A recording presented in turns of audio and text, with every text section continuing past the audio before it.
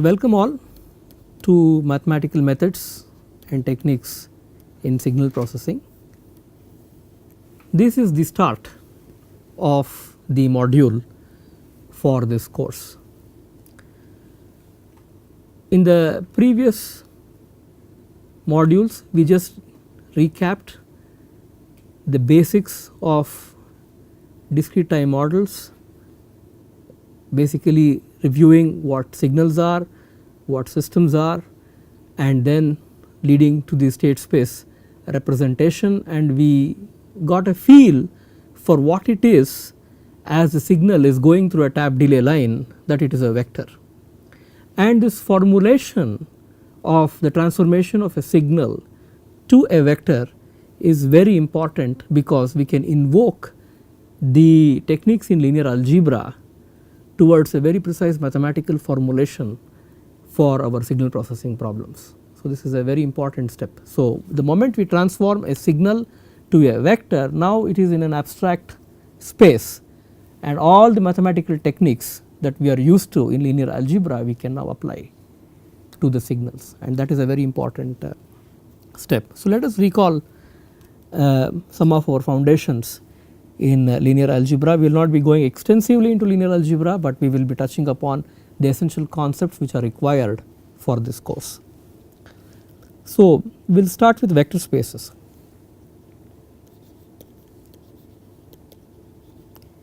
A finite dimensional vector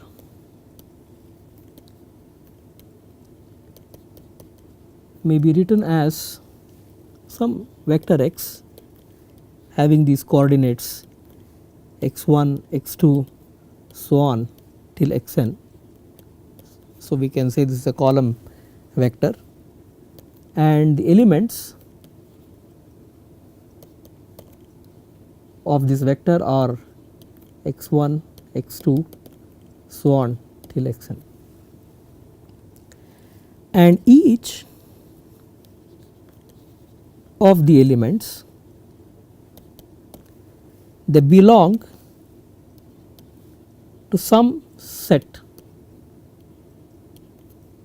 such as maybe the real line, that is xi belongs to R, or perhaps xi can belong to a binary field. Now,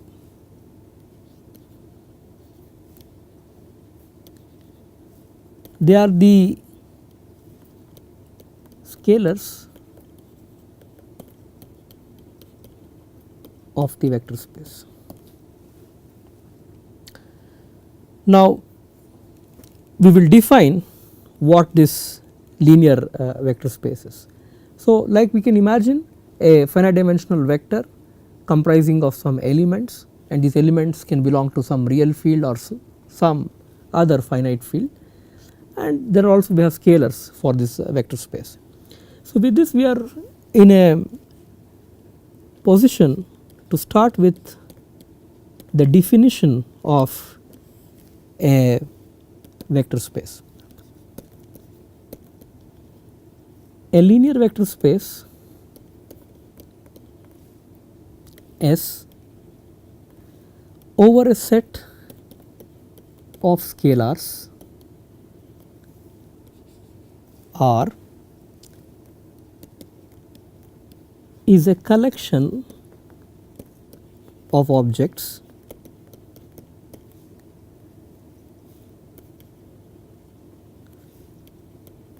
known as vectors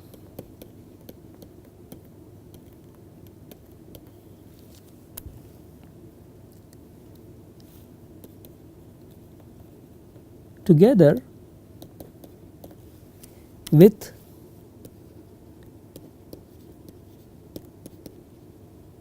an additive operation and scalar multiplication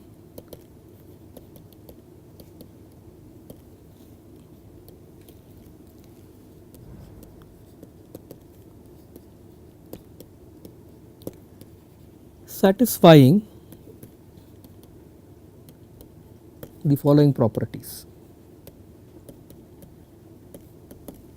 So, this is a linear vector space S over a set of scalars R is a collection of objects known as vectors together with an additive operation and a and a scalar multiplicative operation satisfying the following properties.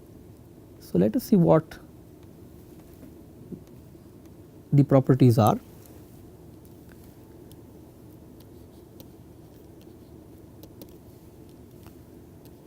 S forms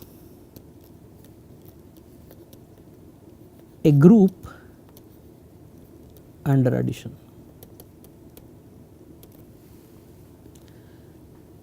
Now, what are the properties for a group? We have closure, we have associativity, then we have identity, existence of the identity element, and then existence of the inverse, right, these 4 properties. So, we will just enumerate and list all this. So, for any x and y belonging to S, x plus y belongs to S. Take an x, that is a vector x belonging to S, take another vector y belonging to S, x plus y should belong to S, right, this is closure. B,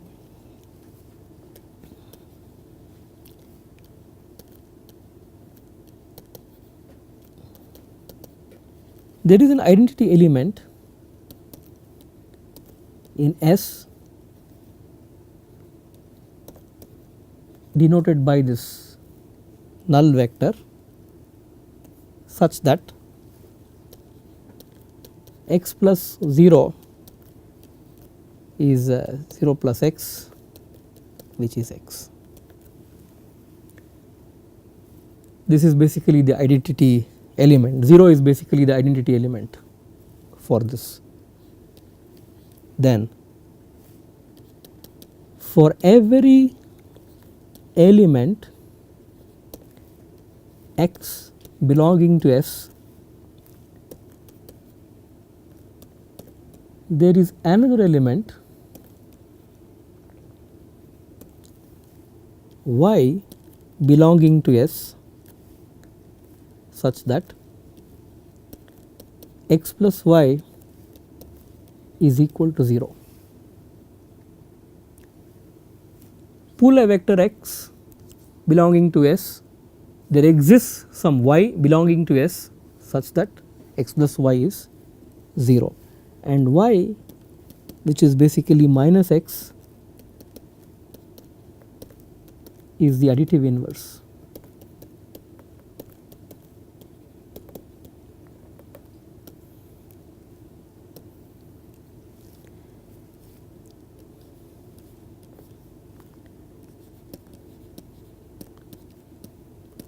Addition operation is associative.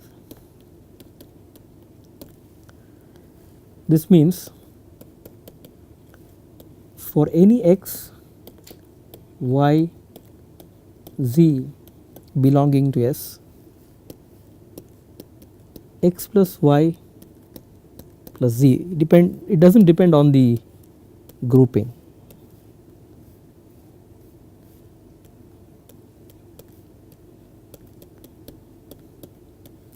You can group x and y first, add them up, then add z, you can group y and z and then add x, and that result is the same. So, this is one set of properties. S forms a group under addition.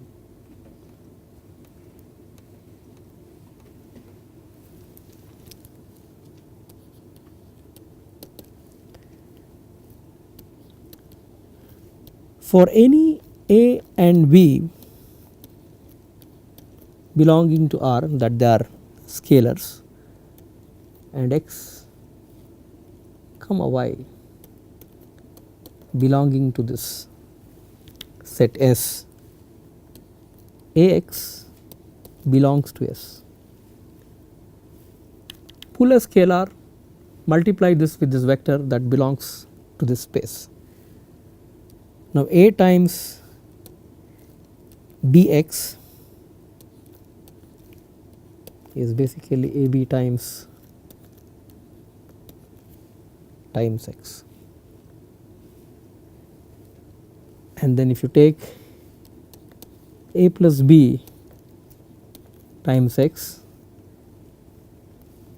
which is basically X plus Bx, this is basically it is distribution, and then you take A times X plus Y, this also distributes, it is Ax plus Ay.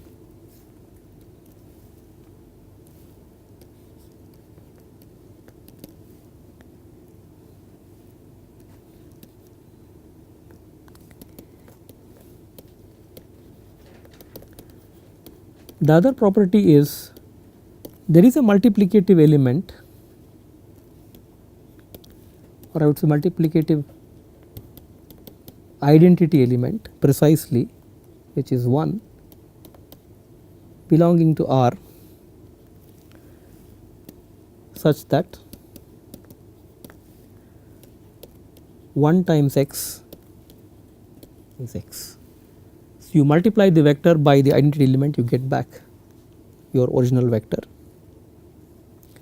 and there exists 0 belonging to R such that 0 with X is basically your null vector. Now these are basically the properties of a vector space. So if I give you a collection of vectors and possibly some scalars on some set, and then if I ask you if this is indeed forms a vector space, you have to verify all these properties are true. Okay. Then we will see some examples of vector space.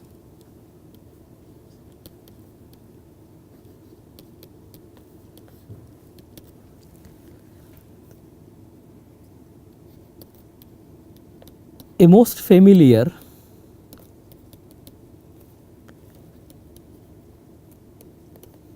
vector space is basically Rn, that is a set of all n tuples where each of the elements are basically reals, right. This is a very familiar vector space.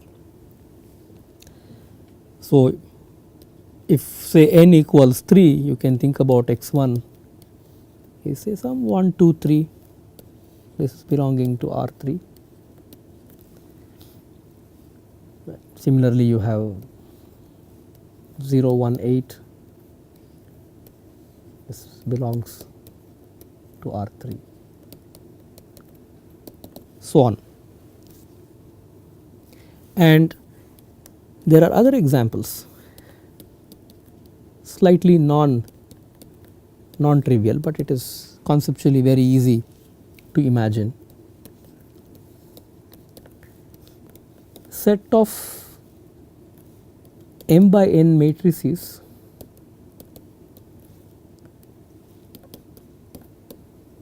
with real entries.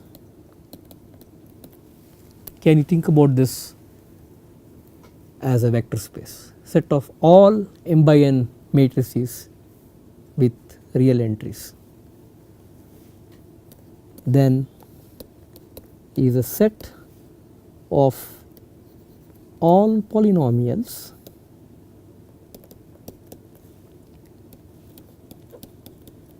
this is very important, up to degree n with real coefficients. So set of all polynomials up to degree n with real coefficients, this also forms a vector space, right. So imagine a parabola, right, the degree is 2, maximum degree is 2.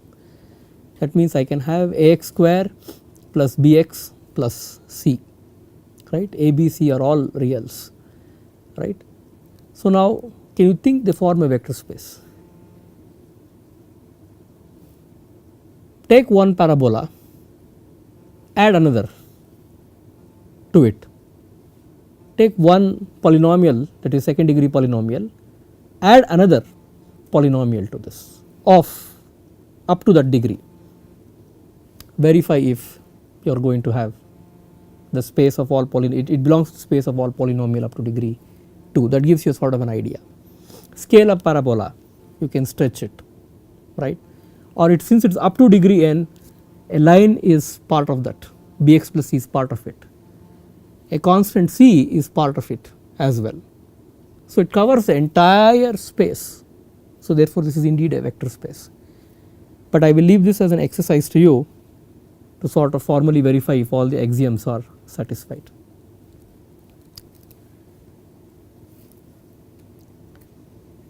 Now this idea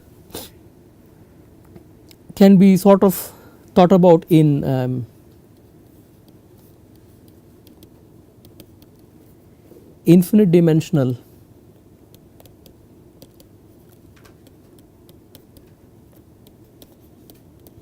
vector spaces.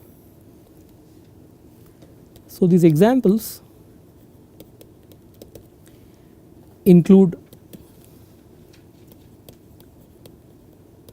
sequence spaces wherein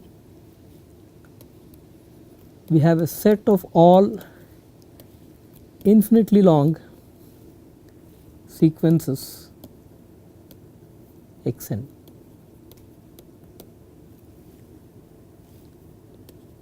The other possibility is the set of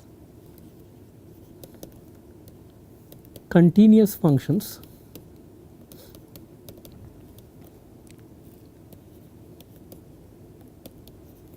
defined over the interval a comma b. So these are all infinite dimensional spaces.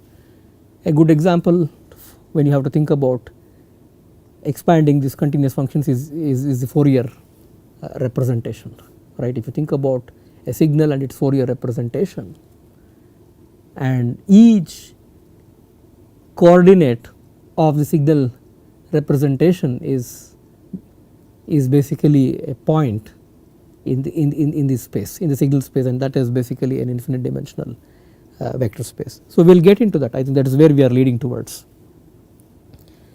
So we have another notion of a subspace. Once we have defined a vector space, we have something called a subspace. Let S be a vector space if V is part of this space is a subset such that V itself is a vector space.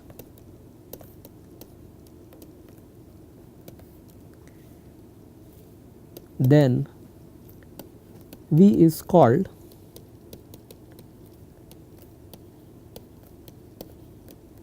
a subspace of S, and we will see this through some examples.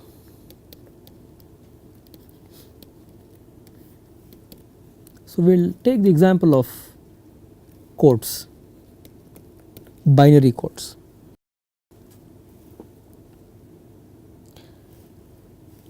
Let S be equal to this set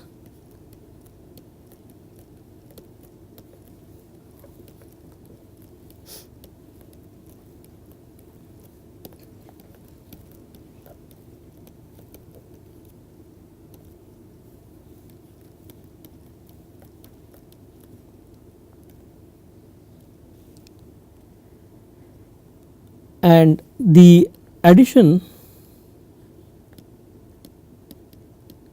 operation is basically modulo 2.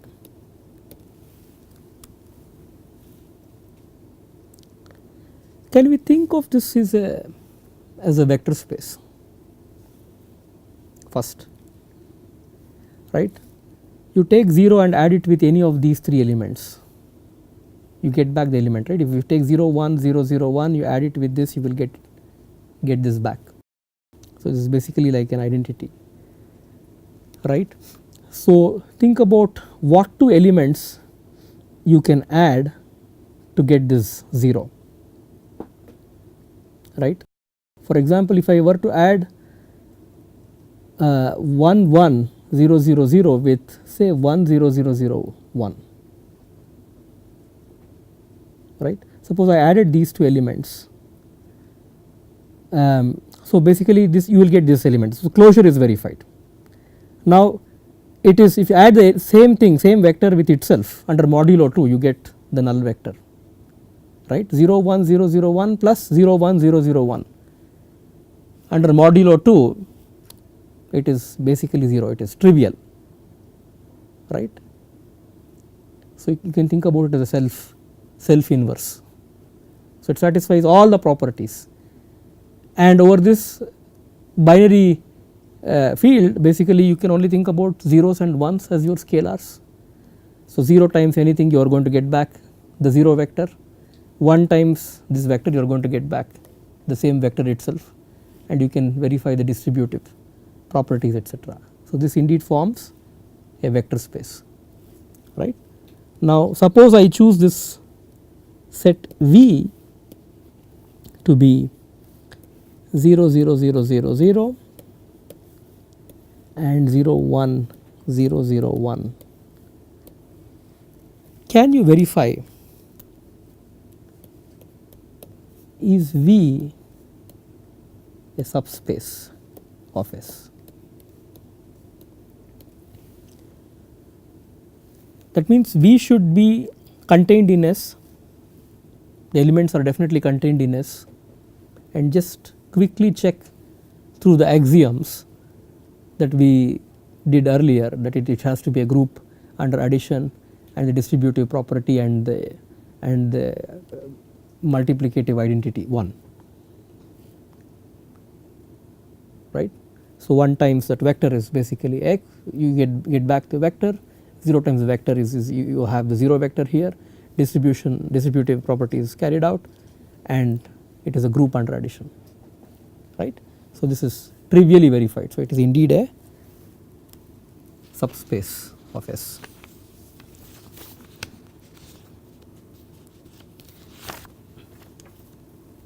Now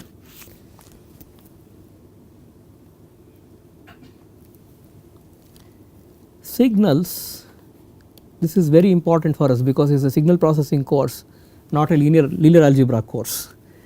So we have to bridge the connection. Signals can be thought of vectors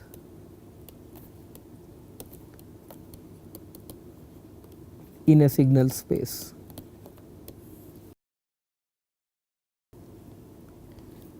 And the notion of vector space can be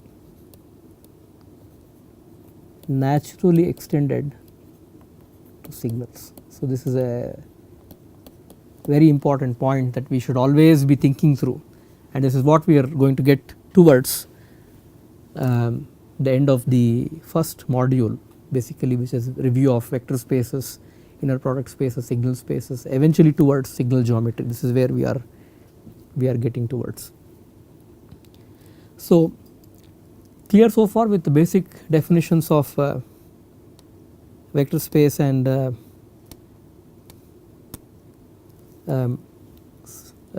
subspace.